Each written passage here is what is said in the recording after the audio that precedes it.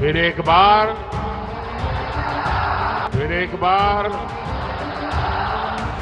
BJP RSS के लोग संविधान को और लोकतंत्र को खत्म करने में लगे हुए हैं। पहले चरण में सपा कांग्रेस का सुपड़ा साफ हो गया। पहले दिन ही पहला शो भारतीय जनता पार्टी का फ्लॉप रहा।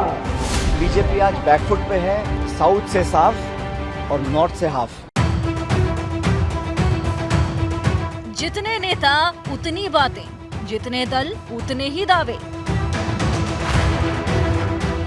2024 लोकसभा चुनाव से पहले ही पीएम ने बीजेपी 370 प्लस और एनडीए 400 पार का नारा लगाकर सभी को चौंका दिया था।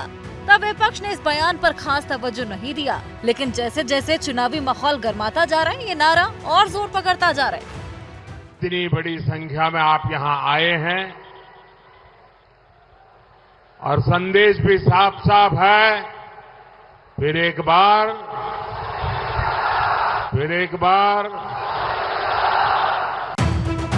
पहले दौर की वोटिंग हो चुकी है। 21 राज्यों की 102 सीटें लॉक हो चुकी हैं। यानी कि लोकसभा की करीब 19% सीटों पर मतदान हो चुका है। हालांकि इस चरण में वोटिंग परसेंट पिछले चुनाव की तुलना के थोड़ी कम रहा, लेकिन दावे बड़े बड़े हो रहे हैं। अब जब दूसरे दौर का चुनाव प्रचार चरम पर है, तो वार पलटवार भी उतने ही जोर शोर से हो रहा है। आज जब देश भारत से दुनिया में कहीं पर जाइए, सब देश भारत से दोस्ती मजबूत करना चाहते हैं। आज इन्वेस्टर्स भारत में रिकॉर्ड पैसा लगा रहे हैं। 2014 में और 2019 में आपने रिकॉर्ड सीटें जीताकर जो मजबूत सरकार बनाई, उसने देश को मजबूत बनाया। तब दुनिया भारत को फ्रेजाइल 5 में गिनती थी। दुनिया सोचती थी भारत खुद तो डूबेगा, हमें भी ले डूबेगा। एक वो समय था, एक आज का समय है। विपक्ष पर बीजेपी चौतरफा हमलावर है। वो प्रहार करने का कोई मौका नहीं छोड़ रही।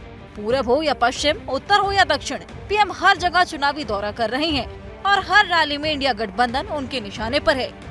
साथियों, फर्स्ट फेज की वोटिंग ने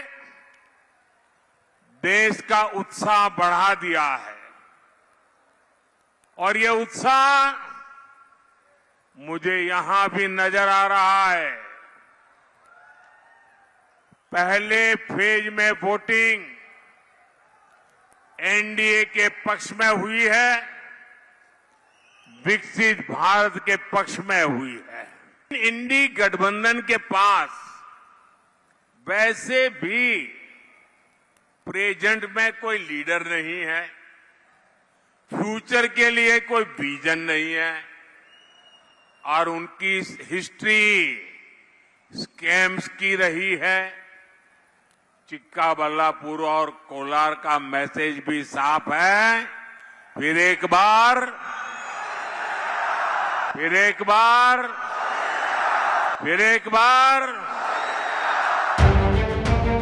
जब बीजेपी के स्टार प्रचारक नरेंद्र मोदी के निशाने पर इंडिया गठबंधन है, तो भला दूसरे स्टार प्रचारक अमित क्यों पीछे रहने वाले हैं? एक और 12 लाख करोड़ के घपले, घोटाले, भ्रष्टाचार करने वाली कांग्रेस पार्टी समाजवादी पार्टी है और दूसरी ओर 23 साल तक मुख्यमंत्री रहकर शासन किया, परंतु जिस पर 4 आने का भी भ्रष्टाचार का आरोप नहीं है, ऐसे नरेंद्र मोदी है। अमित शाह यूपी के मथुरा में थे और निशाने पर यूपी के 2 लड़के थे, लिहाजा 2 लड़कों की तरफ से जवाब भी आया। नरेंद्र मोदी एक तरफ मेक इन इंडिया कहता है और दूसरी तरफ जो लोग मेक इन इंडिया कर सकते हैं छोटे व्यापारी, छोटे बिजनेस वाले, कारीगर, उनके लिए वो नोटबंदी और जीएसटी कर देता है और उनको खत्म कर देता है। उसको कोई मेक इन इंडिया नहीं चाहिए, उसे सिर्फ मेक इन चाइना चाहिए। राहुल गांधी समाजवादी पार्टी के अध्यक्ष अखिलेश यादव के साथ अमरोहा में थे, जहां दोनों ने साझा रैली की। अखिलेश यादव ने भी बीजेपी पर जमकर भड़ास निकाली। पहले दिन ही पहला शो भारतीय जनता पार्टी का फ्लॉप रहा। उनके घिसे पिटे डायलॉग अब जनता के बीच में चल नहीं रहे। यूपी वाले जब स्वागत करते हैं तो अच्छा स्वागत करते हैं, लेकिन जब विदाई करते हैं तो ढोल नगाड़े से विदाई करते हैं। इस बार तो अमरोहा की ढोलक बज करके भारतीय जनता पार्टी की विदाई होने जा रही है। चुनावी सरगर्मी बिहार में भी बढ़ गई। इंडिया गठबंधन की तरफ से तेजस्वी यादव ने अकेले ही मोर्चा खोल रखा था और दावा कर रही हैं कि इस बार नतीजे चौंकाने वाले होंगे और एनडीए का सफाया होगा।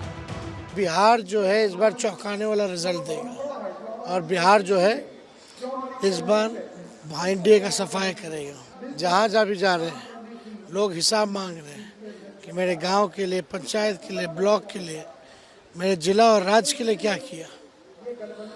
किसी के जीवन में परिवर्तन नहीं आया, सब लोग महसूस कर रहे हैं केवल इन लोगों ने ठगने का काम किया। दूसरे दौर के प्रचार में सियासी तपिश बढ़ती जा रही है और हर दल वोटर को लुभाने के लिए दावे और वादे की झड़ी लगा रहे हैं। अब देखना है कि जनता किसका साथ देती है, जिसका खुलासा 4 जून को हो जाएगा।